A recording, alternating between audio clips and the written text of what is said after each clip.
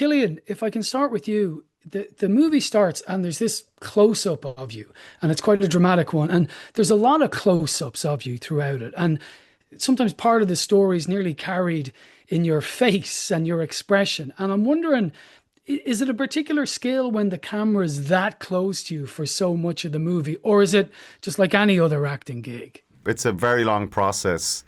The trying to learn how to be comfortable when you got loads of cameras pointed at you, and it's something that takes an awful lot of time, and it's something that you have to keep constantly working at. It never becomes second nature. It's always, it's always something you have to work at. That's why I keep re-collaborating with the same people, because that makes it easier when you're in a room where you really, really trust people, and it's a highly unnatural way to make work, but it's the only way you can, mix the kind of purely creative and emotional with the highly technical.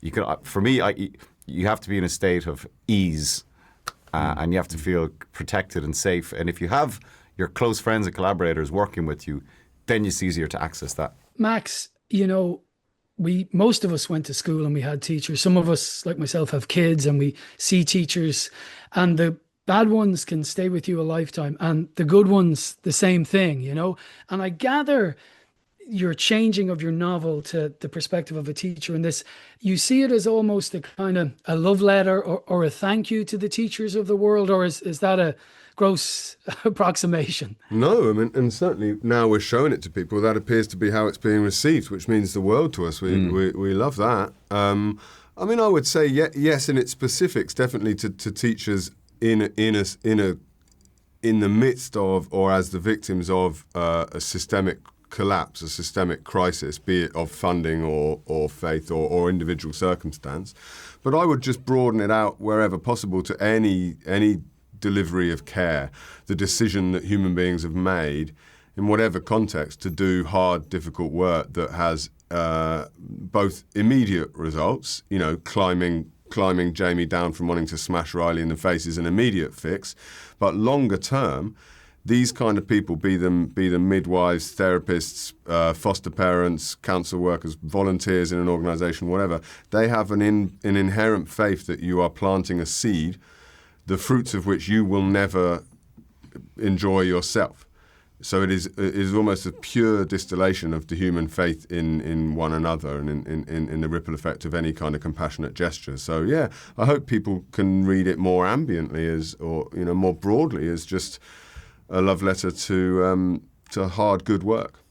Yeah, people who do good things. Yeah. Cillian, and I gather your own father was, Max might not know this term, but a kiggerer. And I remember being in school and the idea of the school inspector was a terrifying prospect. And our own teachers used to get very animated about a kiggerer coming. When you were young, did you have a sense that's a strange job my dad has as a kiggerer? He breathes fear into people. It's funny you say that, because whenever I am on the radio, having conversations like this, and sometimes people call in or send in texts. Yeah. Oh yes, I know all about it. Inevitably, when I am, there's always a number of texts from teachers who my dad came to visit as the Kigger Sculla, and they're always really, really warm and thankful for how he was in the classroom. And it's lovely for me to hear that, because I definitely completely underestimated how seriously my mum and my dad took their work. And other ex-pupils of my mum will come up and talk to me about my mum teaching French to them. So when you feel that, when you get that response firsthand, it's quite emotional, because our parents were there to answer our questions, like wash our clothes, drive us to school, give us money, and all of that. And but as you get older, have your own kids, you begin to figure it out. And I really am, I'm very proud of what they did when we were growing up and what they're still doing. Yeah, absolutely. Max, it's firmly 1996 that this is set in. Why then? Well, partly because it occurred to me that the 90s were kind of coming back around, and we were asking ourselves interesting questions about that time, particularly in Britain. You know, the end of one appalling reign of conservative destruction as we ended another. You know, when I was writing this, it was the end of the Boris Johnson years, which, you know, I think we can all agree on a global scale were a catastrophe both for the body politic and for the human spirit. Hi, Boris, if you're listening. See you in prison. You